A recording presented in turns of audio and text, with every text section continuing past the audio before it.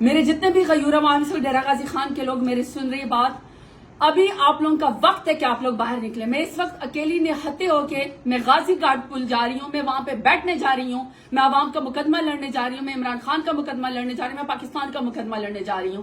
یہ بات یاد رکھیے گا، یہ اکیلے عمران خان کی جنگ نہیں ہے. آج عمران خان آپ کی جنگ لڑتے لڑتے اس کے اوپر کوئی چوری کا مقدمہ نہیں ہے، اس نے کوئی جرم نہیں کیا. اس نے ایک ہی جرم کیا کہ اس نے آپ کا 22 کروڑ عوام کا پاکستان کا مقدمہ لڑا ہے.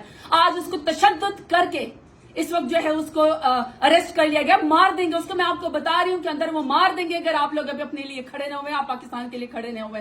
اور میں ڈیرہ غازی خان کے غیور عوام کو بتا رہی ہوں، میں صرف اللہ سے ڈرتی ہوں اور میں کسی سے نہیں ڈرتی. نہ میں پولیس سے ڈرتی ہوں، نہ میں رینجر سے ڈرتی ہوں، نہ میں کسی پی ڈی ایم سے ڈرتی ہوں، نہ میں شہباز سے، نواز سے، زرداری سے، میں کسی سے بھی نہیں ڈرتی ہوں. جس نے کرنا آ کے نہ میری زبان بندی نہیں کر سکتا. میں اس وقت غازی گارڈ کے اوپر بیٹھنے جا رہی ہوں حق کی آواز دینے کے لیے، عمران خان کا ساتھ دینے کے لیے اور اپنے مستقبل کے لیے میں وہاں پہ جا رہی ہوں. اگر پہلی گولی لگے گی ڈیرہ غازی خان کے عوام، تو یہ بات یاد رکھے کہ مجھے لگے گی.